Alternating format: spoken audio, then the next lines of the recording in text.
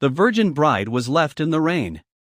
A little girl with freckles said, "You came from heaven, didn't you?" Dustle, Arizona Territory, April 17, 1883. 3 months of drought had cracked the land wide open. But today, the sky turned lead gray, swollen with a storm no one had seen coming. Dustwell stood still, and atop Thornhill Hill, the white chapel waited. Laura Monroe stood alone at its doors in a gown of silk and lace. Her hands, gloved and trembling, clutched the bouquet like it might shatter. She was 19, the daughter of Judge Gideon Monroe, feared, revered, and obeyed across 3 counties. Her wedding was supposed to be the grandest event Dustle had seen in a decade. And yet something was wrong. The clouds churned above. Townsfolk gathered in uneasy silence, hats tilted, parasols shifted. No one spoke above a whisper. Let them whisper. Allister Crane, aged 48, wealthy landowner, and twice widowed, was late. 10 minutes passed, then 20. Margaret Monroe gripped her daughter's arm tighter. Her voice had been cold that morning. "You will do this for your family, Laura. We are hanging by a thread. A Monroe woman sacrifices. She does not run." Laura had nodded, but not from agreement. There was no room to run, not in Dustwell, not with a name like hers. She had never loved Allister. She barely knew him. Their engagement was struck over ink and debt. Her hand traded to erase the judge's gambling losses. Allister wanted her land, her youth, and the prestige of marrying into the Monroes. In return, her father kept his estate and her mother kept her place in society. The town waited, buzzing like hornets under breath. A rider appeared on the ridge, horse-leered, coat soaked in sweat. He didn't wear a suit, just a deputy's star dulled with time. He swung down, handed a sealed letter to Reverend Doyle, then disappeared without a word. The Reverend unfolded the note. He hesitated. "I've been asked to read this aloud." Laura did not breathe. He cleared his throat, voice cracking with each word. "I cannot marry a woman who has already known another man. I do not take used things as my wife." Silence collapsed like thunder. Some gasped, others coughed into their gloves. A child whimpered. Somewhere a man laughed, nervous, sharp, cruel. Laura's legs refused to move. Her heart beat against her ribs like a trapped bird. Rain began to fall. Not a sprinkle, but sheets pouring furious. Holy! The white lace clung to her skin like a second betrayal. She turned to her mother, whose mascara streaked down porcelain cheeks. Margaret cried, but didn't reach for her. Her father did not cry. Judge Monroe stared at her with cold steel eyes. Then he turned and walked inside the chapel, leaving her to drown in the shame. Everyone knew the rumor. When Laura was a child, she had vanished for 2 days with a black servant. He had taken her during a storm, and when they found her, frightened, unharmed, speechless. Judge Monroe had the man hanged by sunrise. The court declared her a victim. The town pretended to forget, but Allister had not. He had money, influence. He bought a fake letter, bribed a drunkard to swear he'd seen things no child should endure, and stirred old whispers until they roared like fire. He never intended to marry her, just destroy her. Now no man would touch her. Not in this town, not with that stain on her name. She dropped the bouquet.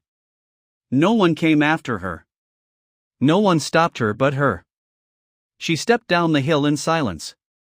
Mud sucked at her shoes until she kicked them off. Her bare feet hit the earth hard and cold. Behind the chapel lay the graveyard, rows of crooked stones and rusted gates. She passed them without looking, the rain slicking her hair to her cheeks. She didn't cry. She didn't beg. She simply vanished into the pines, a white ghost swallowed by the forest. A virgin in a ruined gown carrying nothing but her name and the lie that broke it. The rain did not let up. By the time Laura reached the creek, her gown had torn in 3 places, and her feet were numb from stone and thorn. The sky above the pines was a heavy gray bruise, pressing low against the mountains. The stream wound through the forest like a silver thread, swollen from the storm, frothing over smooth rocks. Laura fell to her knees at the water's edge. She was shaking, not from cold, from everything. Her body, her soul, her name. Nothing felt like hers anymore. The white dress hung on her frame like a cruel joke, soaked through and speckled with mud. She cupped water in her hands and drank. It tasted of earth and pine needles. Her fingers trembled. Then, without warning, a small voice broke through the trees. "Are you an angel?" Laura turned her head. A little girl stood just a few feet away, barefoot, with wild curls of pale golden freckles scattered across her cheeks like cinnamon. Her blue eyes were round and impossibly bright. Her dress was too big, sleeves rolled up and hem dragging. The girl took a cautious step closer. "You came from heaven, didn't you?" she asked again, her voice full of something too innocent for a world like this. Laura blinked, stunned by the sudden presence of warmth. Then slowly she smiled, though her lips barely moved. "I know," she whispered. The girl tilted her head. "You look like you did." Laura wanted to laugh, but it caught in her throat like a sob. She studied the child, her barefoot stance, her curious eyes, the dirt smudges on her knees. She was perhaps 5 years old, maybe younger. "What's your name?" Laura asked softly. "Betty," the girl said. "My daddy says not to talk to strangers, but you don't look like a bad stranger. You look sad." "Angels get sad sometimes, too." Laura closed her eyes.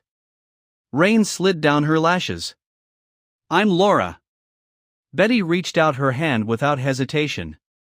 "You should come with me. You can't sleep outside. Daddy will be mad at first, but he's only mad when he's scared. And he's not scared of angels." Before Laura could reply, Betty had taken her fingers, muddy, small, and warm, and began guiding her through the trees. Each step away from the creek felt like walking into some strange in-between place. No longer the girl from Dustle, not yet. Whatever came next, they moved in silence. The forest sighing with water, the wind soft through pine needles. A hawk cried in the distance. Somewhere thunder rolled but never came closer. Soon the trees broke open into a clearing. A small log cabin stood in the center, smoke curling from the chimney, light flickering through the gaps in the shutters, a lean-to for firewood, a wheelbarrow half full of chopped logs and 2 chickens clucking near a wooden pen. Betty opened the door without knocking. "Daddy," she called, "I found an angel." Footsteps heavy. Hesitant, Lara's heart leapt. And then she saw him standing in the doorway, tall, broad-shouldered, with eyes the color of dusk and a rifle resting in one calloused hand. He looked at her like he had seen a ghost. And maybe he had. The man in the doorway said nothing. He did not lower his rifle. He did not blink. His jaw was tight beneath a week's worth of stubble, and the rain had made his shirt cling to the muscle of his chest. The dim light behind him caught the scar that ran from his temple to his cheekbone, a memory carved in skin. Laura instinctively stepped back. Betty, unfazed, tugged her sleeve. "This is my angel, Daddy." She came from the sky. The man's eyes never left Laura. "Inside," he said, voice gravel and grit. Betty beamed and skipped in. Laura hesitated. He moved aside, just barely, but enough. She stepped into the warmth. The cabin was small, but lived in. A pot hung over the fire, rough wooden furniture, pelts draped over chairs, a single cot in the corner, hunting knives lined the wall, bullets on a shelf, a portrait of a woman and a baby covered in dust. She swayed, her knees buckled. Then everything went black. When she woke, the fire was glowing low, and the storm had settled into a steady hum. She was lying on a thick fur laid out by the hearth. Her dress gone, replaced by a dry shirt that reached her knees. A blanket was pulled over her. Her cheeks burned, not from fever, but from the fact that someone had undressed her. Then she saw him. The man sat in a chair by the window, polishing a rifle, one eye still on her. "Where's Betty?" she asked, throat raw. "Sleeping?" She tried to sit up but winced. Her whole body ached. "I didn't ask to come here," she whispered. "No," he replied. "But you're here anyway." She looked at him fully now. The scar, the stillness in his shoulders, the way his hand hovered near his belt where a knife hung sheathed. You don't want me here, she said. He didn't answer. What's your name? He paused. Mason. Something in his voice made her stomach twist. A name she'd never heard yet felt heavy with meaning. Mason Black. He looked at her, then really looked. And for a moment something changed in his face. Recognition maybe, or disbelief. Your judgment's daughter. It wasn't a question. Laura's breath caught. She didn't nod. She didn't deny it. Mason stood slow and deliberate.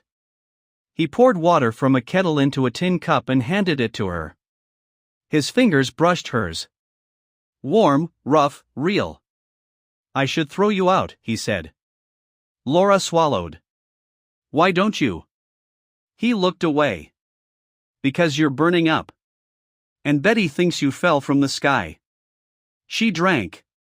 The warmth spread through her like something holy.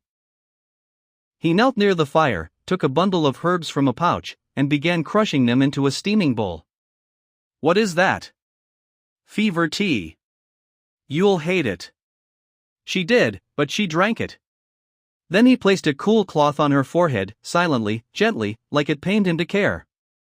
He sat beside her for a long time after that, never speaking, just staring into the fire like it owed him something.